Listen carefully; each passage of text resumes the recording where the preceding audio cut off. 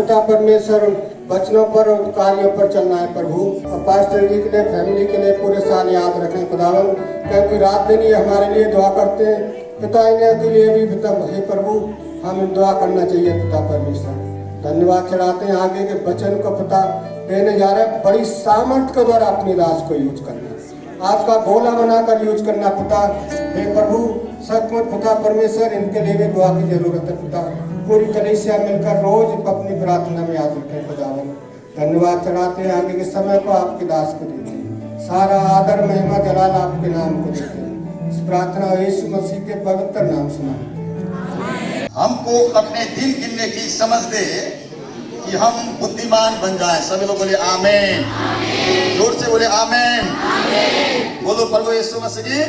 ठीक है, इस गीत को गाते हुए हम आगे बढ़ेंगे। ठीक है, मैं शुरू करूंगा, आप मेरे साथ गाना है। नहीं है भरोसा ये जिंदगी का, नहीं है भरोसा ये जिंदगी का। कार्य भजन आपसे यीशु जी का, कार्य भजन आपसे यीशु जी का। नहीं है भरोसा ये जिंदगी का, नहीं है भरोसा ये जिंदगी का। कार्य भजन आपसे यीशु जी का, कार्य भजन आपसे यीशु जी का। बालक का पिता मेरा बेटे, सभी बोलो बालक का पिता मेरा बेटा। जवानी बीता प्रेम में भूलता, जवानी बीता प्रेम में भूलता। का मित्र है मैं डूबा, पिता का मित्र है संसार में डूबा। कार्य भजन यीशु जी का, कार्य भजन यीशु जी का। नहीं है भरोसा जिंदगी का, नहीं है भरोसा जिंदगी का।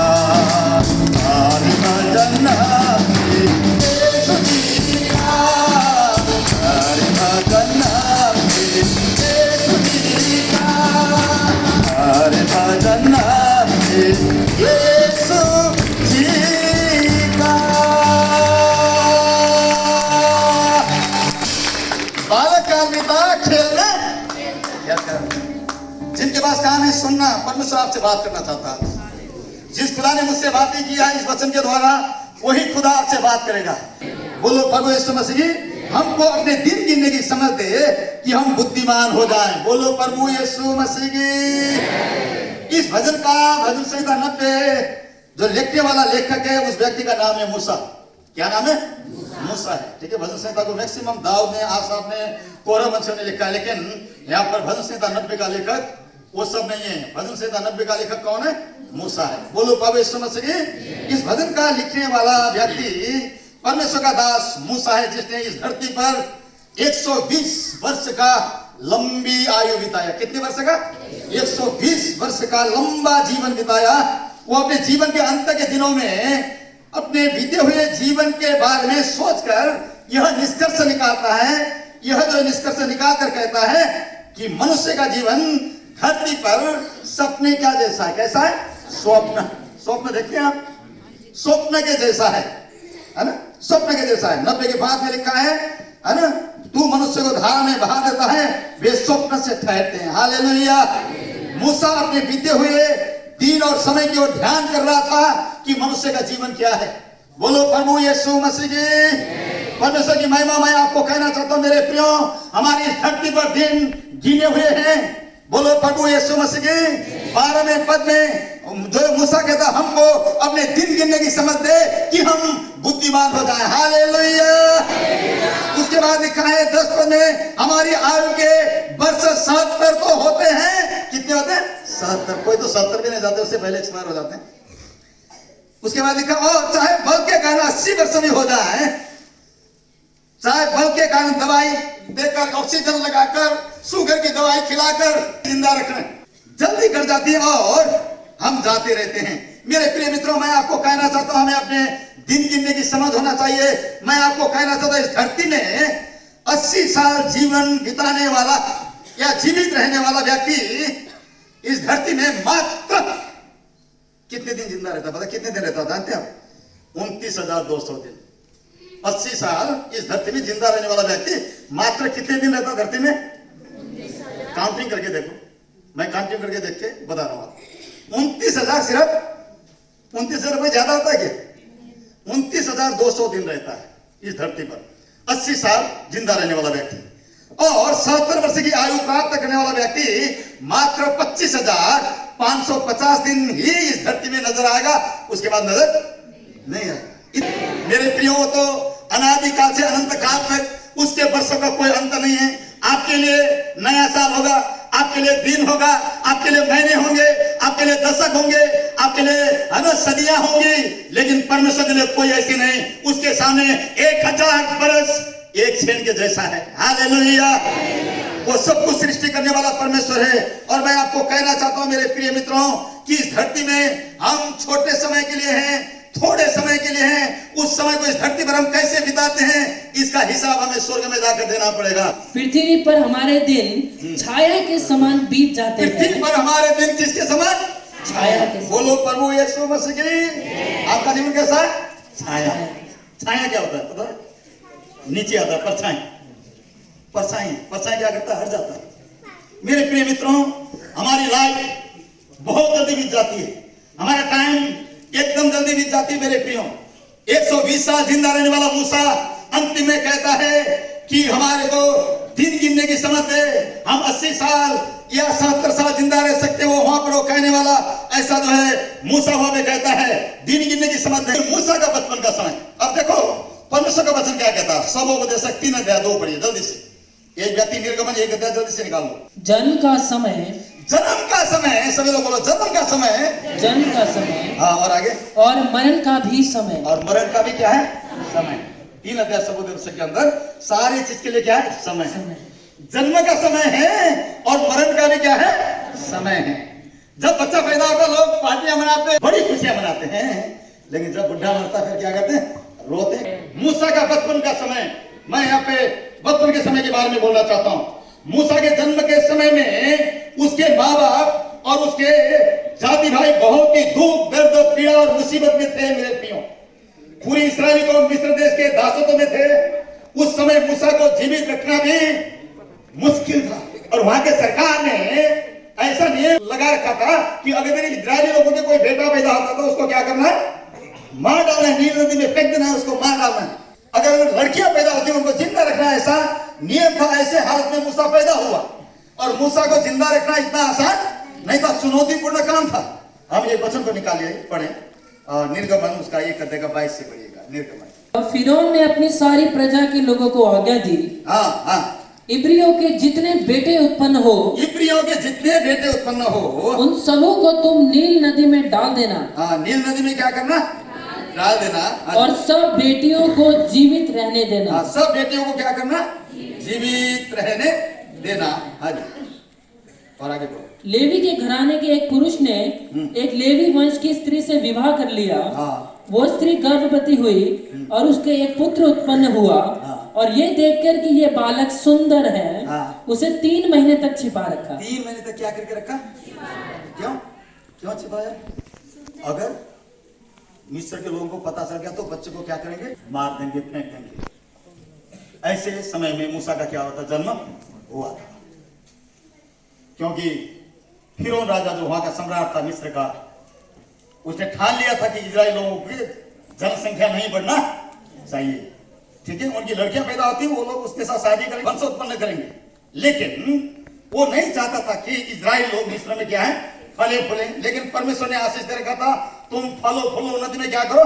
बढ़ते जाओ। बढ़ रहे थे, इसीलिए मिस्र का राजा, मिस्र के सरकार जो वहां पे परेशान हो गए, ये क्यों बढ़ रहे हैं। उसके बाद उन्होंने उनके ऊपर बड़ा पीड़ा डाला, बड़े जो है ध्याड़ी मजदूरी कराए, रोटी देना बंद कर दिया, बहुत मुसीबत में डाला। उसके बावजूद भी वो बढ़ते गए, बढ़ते गए। अंतिम में राजा फिरौन ने एक निर्णय किया कि अब एक ही बात से रोका जा सकता है कि जितने भी इजराइल लोग के बेटे पैदा होते हैं उनको क्या कर दिया जाए, मार डाला जाता, उनका वंश आगे नहीं बढ़ेगा, उसको रोकने की कोशिश में था। इसीलिए जितने भी इस्राएली परमेश्वर के लोग थे उनके बेटे पैदा होते थे उनको मार दिया जाता था। इसी हालत में मूसा पैदा हुआ अपनी मम्मी के पेट से। जब पैदा हुआ वो रोने लगा होगा, अगर बाहर से आवाज आ गई तो तुरंत तो पुलिस वाले आएंगे, उठा कर ले जाएंगे, उसको मार देंगे, इसीलिए चुप कैसे रखा। शायद दुआ करते होंगे, हे प्रभु ये बच्चा ना मरे। अब उसके लिए सरकंडों की एक टोकरी लेकर, सरकंडों की एक टोकरी लेकर उस पर चिकनी मिट्टी और राल लगाई, उसमें चिकनी मिट्टी और उसमें क्या लगाई, राल लगाई, हवा जाने के लिए जो है वो बनाया। हाँ जी। और उसमें बालक को रखकर, उसमें बालक को रखकर नील नदी के किनारे, नील नदी के किनारे कांसों के बीच छोड़ आई। कांसों के बीच में क्या करके आ गए, छोड़ के आ गए। बोलो प्रभु यीशु मसीह के। मूसा माँ के गर्भ से चुना हुआ व्यक्ति था, उसको मारने की राजा ने कोशिश की लेकिन मार नहीं पाए। जब उसको ले जाके नील नदी में वो डालने वाले थे, बहाने वाले थे, टोकरी में जो है उसको है ना हवा जाने वाला, पास करने वाला बना के उसके अंदर डालने वाले थे, उसकी बहन मिरियम उसने जाके देखा, उसके माँ बाप ने वो टोकरी वहां पर रख दिया, वो दूर से छिपके देख रही थी।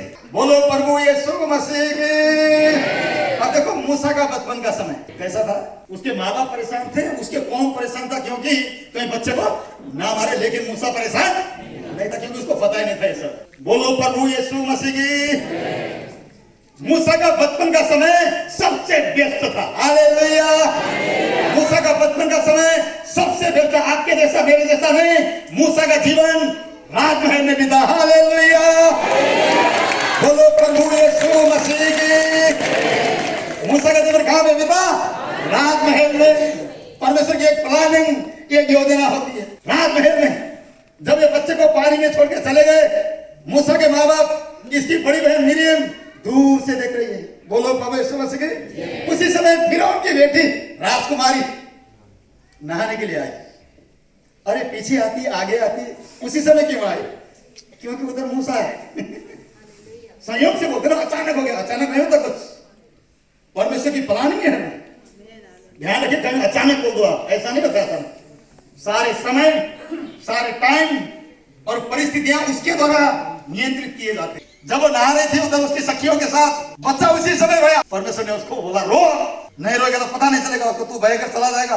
टोकरी धड़ाधड़ नीचे जा रही, वो नहा रही है, बच्चे की आवाज आ रही है, उधर टोकरी चौक। उसके बाद ये राजकुमारी कहते देखो लेके आ, टोकरी लेके आ। उसकी सखियां गई, टोकरी लेकर आए। बोलो प्रभु यीशु मसीह की। राजकुमारी ने बोला टोकरी खोलो, बच्चे को देखा, राजकुमारी अट्रैक्शन हो गई, उसको देखकर मोहित हो गई। इतनी सुंदर बच्चा, इतना सुंदर, बाप रे बाप, अब मैं इसको अपना बेटा बनाऊंगी। बोलो प्रभु यीशु मसीह की। मिरियम, ठीक है, वो आ गई।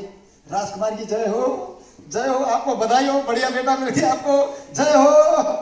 मुझे बोला तू कौन है?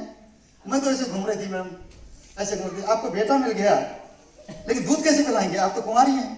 उसको अपने भाई का फिक्र है, राजकुमारी का नहीं। वो कहती है बात तो सही कहा तूने बेटी, मेरे लिए कोई धाया ढूंढना पड़ेगा। मैम आपके लिए एक धाया ढूंढ के लाऊं? हाँ लेके आ। वो घर गई, फटाफट रोकना राजकुमारी, मैं लेकर आती। उन्हें घर में जाके अपनी मम्मी बोला, मम्मी भाई जो है राजकुमारी के हाथ में आ गया है, अब हमारा भाई राजकुमार बनेगा। ठीक है, राजकुमारी कहती है दूध पिलाने वाली धाई को बुला के लाओ। मम्मी आप जाना मत बोलना मेरा बेटा है, बोलना मैं तो नौकरानी हूं, मैं धाई हूं, आप जाके प्रणाम करना। उसको पहले पट्टी पड़ा के लेके आई, ये धाई बनकर आई, बोली महारानी की जय हो, राजकुमारी की जय हो। राजकुमारी बोलती कितनी तनख्वाह लेगी? बोलो प्रभु यीशु मसीह की। परमेश्वर का वचन क्या कहता है जानते हैं आप? परमेश्वर का वचन क्या कहता है? पढ़ो पढ़ो पढ़ो, आप जो 9 पद को पढ़ो, 2 का 9। फिरौन की बेटी ने उससे कहा, तू इस बालक को ले जाकर मेरे लिए दूध पिलाया कर। फिरौन की बेटी राजकुमारी ने मूसा की माँ धाई के रूप में आई, उसको बोला तू जाकर इस बालक को मेरे लिए क्या कर, दूध पिलाया कर, अपने पास रख इस बच्चे को और इसको दूध पिलाया कर, और आगे बढ़ो। और मैं तुझे मजदूरी दूंगी, मैं तुझे इसके लिए मजदूरी तनख्वाह दूंगी। हालेलुया। बोलो प्रभु यीशु मसीह की। यहाँ पे कितने माँ लोग हैं जिन्होंने अपने बच्चे को दूध पिलाने का तनख्वाह मिला, मूसा की माँ को सैलरी मिला, पैसा मिला, क्या पिलाने का? दूध पिलाने का। हालेलुया। जब परमेश्वर इंतजाम करता है ना, पूरी परफेक्ट करता है।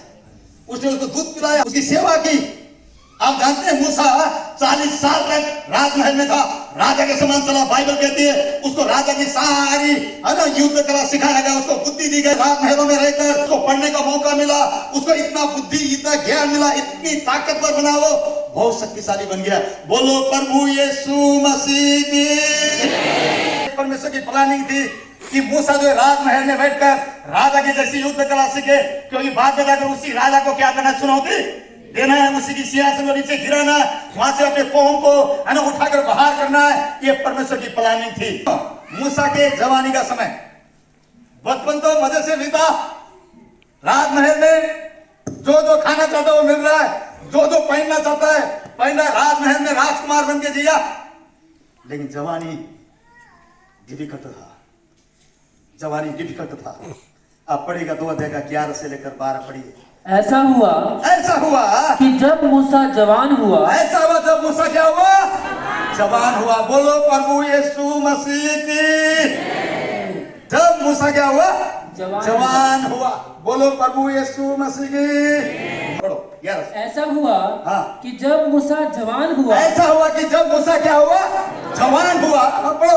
और बाहर अपने भाई बंधुओं के पास जाकर, क्योंकि उसकी मम्मी ने जहर पहले भर रखा था उसके अंदर। ये फिरौन तुम्हारा दुश्मन है, ये तो तुझे भी मारना चाहता था, ये तो खुदा की दया तो बच गया। तुम मत कहना उसकी रोटी खाकर, उसकी पानी पीकर, उसका दूध पीकर, उसका गोश्त खाकर, उसके घर का खाना खाकर हट्टा कट्टा हुआ है, इसीलिए तुझे बच जाएगा, ऐसा नहीं सोचना। तुझे उसके खिलाफ में काम करना। हमारे इजरायली लोगों को 420 साल से गुलामी बना के रखा है, यहाँ से स्वतंत्र करना बेटा पहले से शिक्षा दे रखा था। Hallelujah, hallelujah. मूसा के अंदर से शुरू से ये बातें थी, मुझे यहाँ से निकलना है, मेरे लोगों को निकालना है। हालेलुया। जब वो जवान हुआ उसके बाद क्या हुआ, वो उनके दुखों पर दृष्टि करने लगा। हाँ, वो उनके दुखों पर दृष्टि करने लगा। हाँ। तब उसने देखा कि एक मिस्री जन एक मिस्री जन उसके एक इब्री भाई को मार रहा है। उसके यहूदी भाई या इब्री भाई को क्या कर रहा है, मार रहा है। क्या कर रहा है, मार रहा है, कुटाई कर रहा है, उसका कुटाई कर रहा है। उसके बाद उसने इधर उधर देखा, कोई भी नहीं देखा। मूसा ने भी ये गलती की, उसने इधर देखा उधर देखा, किसको, लोगों को देखा, ऊपर नहीं देखा उसने। अगर ऊपर देखा होता ना, वहां पे वो मर्डर नहीं करता। उन्हें इधर देखा उधर देखा, कोई नहीं है। उसने जाकर उस मिस्री व्यक्ति को क्या किया, पकड़ा। मुर्गे को फाड़ते हैं ना, वैसे फाड़ा उसको, क्योंकि राजमहल में खाकर पूरी ताकत की कहां निकालेगा। उसकी गर्दन को तोड़कर बरोड़ा, उसके बाद बालों में क्या कर दिया, दबा दिया। बाइबल यही कहते हैं ना। हाँ जी। मूसा ने सही किया गलत किया, बोलो। गलत किया, वो तरीका नहीं था। वो इसलिए किया, उसके गुस्से में आ गया। अरे मेरे कौम, मेरे लोगों को तुम गुलाम बनाने वाले, अभी यहां भी मार रहा। खैर मैं तुझे बताता हूं, कई बार जोश में होश खो जाते हैं जवान लोग।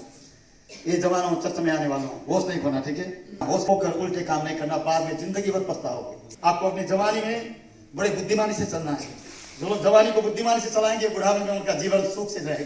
1-2 दिन के बाद फिर आपस में विश्वासी लड़ रहे थे, इब्री आपस में क्या कर रहे थे, लड़ रहे थे। विश्वासियों के ऐसे होते, तू विश्वासी है, तू बाइबल पढ़ने वाला है, तू बाइबल पढ़ने वाली है। आसानी से दूसरों के ऊपर अंगूठा, कितनी आसानी से हम क्या करते हैं। अब मूसा क्या करेगा, उनको तो एक को तो मार नहीं सकता, वो तो दोनों भाई हैं। वो आकर कहते भैया मत लड़ो, तुम क्यों लड़ रहे हो, तुम तो भाई भाई हो, एक ही सत्र में जाते हो, एक ही पास्टर है, एक ही जगह खाना खाते हो, एक ही कटोरी में प्रभु भोज देते हो, तुम क्यों लड़ रहे हो, मत लड़ो, तुम्हें लड़ना नहीं चाहिए। उनमें से एक जो है मुड़कर कहता है, अच्छा तू प्रधानों में आया हमारे पास, तू क्या सोचता, तू राजा बनेगा हमारे ऊपर। मैं तुझे बताऊंगा, तूने उसको मिस्त्री को मार के बालों में छिपा था, तूने सोचा था कोई नहीं देखा, मैं छिप के दिखा था तुझे। ठहर मैं जाके फिर उनको बताता हूं। उसके बाद 40 साल का वनवास। कितने साल का, राजमहल से कहा गया, जंगल में। एक चरवाहा राजा बनता तो बहुत अच्छी बात है ना, लेकिन राजा कहां चला गया, चरवाहा बनने, जंगल में। यह है परमेश्वर की क्लास। 40 साल राजमहल में रहा, जवानी के समय में बुद्धि की इस्तेमाल नहीं की, उसकी अपनी ताकत की इस्तेमाल की। बुलाहट तो थी, परमेश्वर की प्लानिंग उसके जीवन के अंदर थी, लेकिन नम्रता नहीं थी, दीनता नहीं था, अहंकार था, घमंडी। जवानी का दोस्ता मैं करके दिखाऊंगा। बोलो प्रभु यीशु मसीह की। जब राजा को पता चला, राजा ने बोला मूसा को पकड़ो। उसके बाद क्या किया, भागा। 40 साल के बाद जब वो पूरी तरह से टूट चुका, खाली हो गया, 40 साल के बाद 80 साल का हो गया बुढ़ा, 40 साल के बाद जंगल में भेड़ों को चरा रहा है, सामने झाड़ी में आग जली हुई है, आग जल रही है, एकदम धधक रहा है, लेकिन वो झाड़ी जल के भस्म, वो हैरान हो गया, अरे बाप रे बाप, क्या चीज है, मैं जाके देखूंगा उधर थोड़ा, क्या है ये। जब जाने लगा, आवाज आई स्वर्ग से, मूसा मूसा। तो कहते प्रभु बोलिए, अपने जूते क्या कर उतार, क्योंकि जिस स्थान में तू खड़ा है वो क्या है, पवित्र। उसके बाद परमेश्वर ने बोला, मूसा अब मैं तुझे भेजता हूं, अब मैं भेजता हूं तुझे, तू जाकर मिस्र से मेरे लोगों को गुलामी से आजाद करेगा, मैं तुझे अब भेजता हूं। बोलो प्रभु यीशु मसीह की। नहीं, मैं नहीं जा सकता हूं, है ना, मेरी बस की नहीं है, मैं नहीं जा सकता, और किसी को भेज। बोलो प्रभु यीशु मसीह की। पहले खुद जाकर बंदे को मारने वाला व्यक्ति है जी, आग की भट्टी वाली ट्रेनिंग में जाने के बाद कहता है कि नहीं नहीं नहीं, नम्र हो गया ना, नम्रता आ गई। यही चीज परमेश्वर चाहता है, और इंसान शुरू में नम्र नहीं होता, मेरे टाइम लगता है इसके लिए। यहाँ पे कुछ बैठे हुए जवान हैं, मैं आपको कहना चाहता हूँ, टाइम आएगा आपके जीवन का तो परमेश्वर काम करेगा, आपको निखुर बनाएगा, तगड़ा बनाएगा, परमेश्वर के राज्य के लिए यूज करेगा। हालेलुया। मूसा के पास पहले अपनी ताकत थी, उसकी ताकत लगाई, अपनी बल लगाई, गड्ढे में गिरा, 40 साल का वनवास हुआ, समस्या हुई। 40 साल के बाद वही परमेश्वर कहता कि मूसा अब मैं तुझे भेजूंगा, कहता कि नहीं प्रभु मेरे बस की नहीं, और किसी को भेज। बोलो प्रभु यीशु मसीह की। जब हम हाथ आते, जब हम कहते हैं मेरे बस की नहीं है, मेरे से नहीं होगा, तब परमेश्वर कहता है तेरे से नहीं होगा, लेकिन मैं तेरे द्वारा कराऊंगा, अब उठ, मेरे द्वारा तू काम करेगा। हालेलुया। आप जानते हैं आज जितने भी सक्सेसफुल सेवक हैं, जितने भी परमेश्वर के काम को कर रहे हैं, मैं सभी के बारे में तो नहीं जानता हूं, लेकिन कुछ लोग ऐसे हैं जो सेवा करना नहीं चाहते थे, कतई भी नहीं चाहते थे, उनकी बिल्कुल भी तमन्ना नहीं, लेकिन जबरदस्ती उनको उठा के चल। जब हम अपने आप को समर्पित कर देंगे, खुदा हमें अद्भुत तरीके से यूज करेगा। हालेलुया। बोलो प्रभु यीशु मसीह की। मूसा ने जो है यहोवा से कहा, हे प्रभु मैं बोलने में क्या हूं, निपुण नहीं हूं, मैं तो तोतलाता हूं। बहाना बनाया, क्या बोला, बहाना बनाया। पीरियों की पुस्तक के अंदर लिखा है, मूसा बोलने में क्या था, पावरफुल था, सामर्थ्य था, मतलब मैं तो लड़खड़ाता हूं, मैं बोल नहीं पाता हूं, उसने बहाना किया। लास्ट में तो कहता कि प्रभु किसी को और मैं तो करने वाला, तब परमेश्वर को कोर दो उसके ऊपर भटका। परमेश्वर कहता इंसान को गूंगा और बोलने वाला कौन बता, तेरे साथ तेरा ट्रांसलेटर हारून होगा, चल सेवा में निकल, मैं तेरे साथ जाऊंगा, जो भी तू करेगा मेरी ओर से करेगा, मैं जो है ना तुझे यूज करूंगा एक बर्तन के समान, तू चल। बोलो प्रभु यीशु मसीह की। जिसको खुदा ने चुना है ना अपनी सेवा के लिए, वो चाहे आकाश में चढ़े, आकाश से खींच के परमेश्वर निकालेगा, पाताल में जगह छिपे वहां से भी खींच कर लाएगा, अपनी महिमा लेगा। हालेलुया। बोलो प्रभु यीशु मसीह की। लेकिन मैं आपको कहना चाहता हूँ, मूसा का जो जवानी का समय था, दर्द का पीड़ा का था मेरे प्रियो, जवानी के 40 वर्ष कठिन संघर्ष, दुख, दर्द, कष्ट और तिरस्कार और निंदा के थे। लौटकर मूसा के जीवन को गहराई से देखें तो यह समय उसके जीवन में सबसे सफलता के दिन थे, जब वो कठिनाई में था। हालेलुया। कामयाब होना चाहते हो, संघर्ष करो। जो जवान लोग जवानी के समय में आवारा करके जीवन बिताएंगे, बुढ़ापे में पक्का रोएंगे। मैं लिख कर देता हूं, मैं नहीं, मेरा परमेश्वर का वचन कहता है। भजन संहिता के अंदर ऐसा लिखा, दाऊद कहता है, मुझ पर जो दुख हुआ, मुझ पर जो पीड़ा हुआ, मुझ पर जो विपत्ति आई, जो कठिनाई मेरे जीवन में आया, वो मेरे लिए भला ही क्यों हुआ, ताकि मैं परमेश्वर की व्यवस्था को सीख सकूं। अब देखो मूसा का विरुद्ध काल का समय कैसा था, सुनिएगा। उसके बाद पहली बात फिकर चिंता का समय था। उसको क्या चिंता था, मैं क्या खाऊंगा, क्या पीऊंगा, क्या वो करूंगा, उसकी चिंता नहीं थी। उसको एक बात की चिंता थी, कहीं मेरे मरने के बाद लीडरशिप कमजोर होकर ये लोग फिर से अन्य जाति ना बन जाए, फिर से कहीं नीचे नहीं गिर जाए। इस बात का फिक्र मूसा को क्या कर रहा था, सता रहा था। ये हम साफ साफ वचन के अंदर देखते हैं, आप पढ़िएगा व्यवस्था विवरण 4 अध्याय का 22 और 23 पढ़िए जल्दी से। किंतु मुझे इसी देश में मरना है। मूसा को पता था मरना है, लेकिन डरा हुआ नहीं था। आगे बढ़ी। मैं यरदन पार नहीं जा सकता। मैं यरदन पार नहीं जा सकता क्योंकि जो है जंगल में जो लाठी से जो है वो चट्टान को मारा था, उसके वजह से उनको जाने के लिए बंद कर दिया गया। हाँ, परंतु तुम पार जाकर उस उत्तम देश के अधिकारी हो हाँ, जाओगे। तुम पार जाकर उत्तम देश के अधिकारी हो जाओगे। इसीलिए अपने विषय में तुम सावधान रहो। इसीलिए अपने विषय में तुम क्या रहो? सावधान। किनको कर रहा है सावधान? विश्वासी। मैं तो जाने पाऊंगा, बुढ़ा हूं, अब मरने वाला हूं, तुम सावधान रहना। हाँ हाँ। कहीं ऐसा ना हो कि तुम उस वाचा को भूलकर, उस वाचा को भूलकर जो तुम्हारे परमेश्वर यहोवा ने तुमसे बांधी है, जो तुम्हारे परमेश्वर यहोवा ने तुमसे बांधी है, किसी और वस्तु की मूर्ति खोदकर बनाओ। किसी और वस्तु की मूर्ति खोदकर क्या करो? बनाओ। और दूसरी बात, अपनी मृत्यु से पहले सेवकाई की कमान को दूसरे के हाथ में क्या किया? सौंपा। उठे तो मृत्यु के समय सौंपा, मुझे लगता है कि पहले सौंप देना चाहिए। हालेलुया। पहले सौंपने से अच्छा है, कम से कम देख सकते हैं कि कैसा चला रहा है। बोलो प्रभु समझ सके। अपनी सेवकाई के कमान को यहोशू के हाथ में सौंप दिया। अब अभ्यास का विवरण 31 अध्याय का 6 से 8 पढ़ सकते हैं। 14 से 15 पढ़िए। पहले 14 से 15 पढ़िए, उसके बाद 6 से 8। यहोवा ने मूसा से कहा, हाँ तेरे मरने का दिन निकट है। हाँ, तेरे मरने का दिन क्या है? निकट है। हाँ जी। तू यहोशू को बुलवा, हाँ, इस यहोशू को बुलवा और तुम दोनों मिलाप वाले तंबू में आकर उपस्थित हो। हाँ। मैं उसको आज्ञा दूं।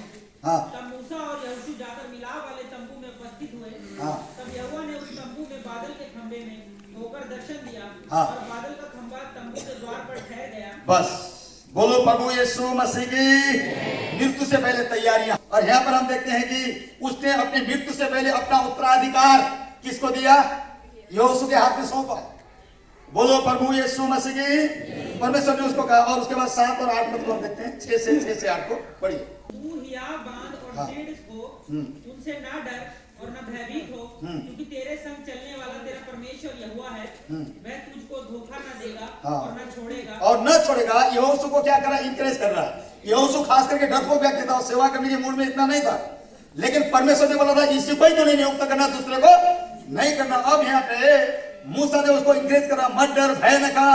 यहोशू जहां तू जाएगा, जैसे मेरे साथ परमेश्वर था तेरे साथ भी रहेगा, तू मत डर, भय न खा। उसको इंकरेज करा। और आगे बढ़ो। तब मूसा ने यहोशू को बुलाकर सब इस्राएलियों के सम्मुख कहा, तू हिया बांध और दृढ़ हो जा, क्योंकि इन लोगों के संग उस देश में जिसे यहोवा ने इनके पूर्वजों से शपथ खाकर देने को कहा था, तू जाएगा और तू इनको उसका अधिकारी कर देगा। और तेरे आगे आगे चलने वाला यहोवा है, वह तेरे संग रहेगा और ना तो तुझे धोखा देगा और ना छोड़ देगा। इसलिए मत डर और तेरा मन कच्चा ना हो। बोलो प्रभु यीशु मसीह की। मृत्यु से पहले अपनी जिम्मेवारी उसके ऊपर सौंपने के लिए उसको इंकरेज कर रहा, तो सेवा कर। मैं तो तुम्हारे साथ आगे नहीं जा सकता, परमेश्वर ने मुझे ब्रेक ही लगा दिया।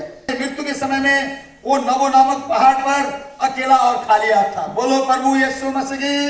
राजमहल में रहा, जंगल में गर्द उठाई, अरबों की संपत्ति कमाई, करोड़ों लोगों की अगुवाई की, बड़े बड़े चिन्ह और चमत्कार किए, लेकिन नबो पहाड़ पर मरते समय में वहां पे एक भी व्यक्ति नहीं है, यहोशू भी वहां पर नहीं है, सिर्फ परमेश्वर है और सिर्फ मूसा है। हालेलुया। बोलो प्रभु यीशु मसीह की। मरने के लिए खुशी खुशी मूसा पहाड़ पर चला, नबो पहाड़ पर मरने के लिए। परमेश्वर कहता है चढ़, तू ऊपर मरेगा। बोलो प्रभु यीशु मसीह की। हम में से कई लोग मृत्यु का नाम सुनते क्या करते? कांपने लग जाते हैं। लेकिन मूसा को डर नहीं था बिल्कुल भी, क्योंकि वो उद्धार पाया हुआ व्यक्ति था। उसको पता था मैं परमेश्वर के साथ स्वर्ग में जा रहा हूं। हालेलुया। परमेश्वर की महिमा मेरे प्रियो। मूसा मृत्यु के समय अकेला खाली हाथ नबो पहाड़ पर था मेरे प्रियो। हम 34 अध्याय निकालें। फिर मूसा मोआब के अराबा से नबो पहाड़ पर जो पिसगा की एक चोटी और यरीहो के सामने है चढ़ गया। कहां पे चढ़ गया? पहाड़ पर चढ़ गया, नबो पहाड़ पर चढ़ गया। और यहोवा ने उसको दान तक का गिलाद नामक सारा देश और नप्ताली का सारा देश और एप्रेम और मनशे का देश और पश्चिम के समुद्र तक का यहूदा का सारा देश और दक्षिण देश और सोअर तक की यरीहो नामक खजूर वाले नगर की तराई, यह सब दिखाया। तब यहोवा ने उससे कहा, जिस देश के विषय में मैंने अब्राहम, इसहाक और याकूब से शपथ खाकर कहा था कि मैं इसे तेरे वंश को दूंगा, वह यही है। मैंने इसको तुझे साक्षात दिखला दिया है, परंतु तू पार होकर वहां जाने न पाएगा। जाने न पाएगा। तब यहोवा के कहने के अनुसार उसका दास मूसा वही मोआब के देश में मर गया। हाँ, मुझ पे हाथ रखो, मुझ पे मर गया में हाथ रखो, ठीक है। परमेश्वर ने नबो नामक पहाड़ से कनान देश दिखा दिया। देख, वही देश है जहां पर यहोशू इन लोगों को लेकर जाएगा।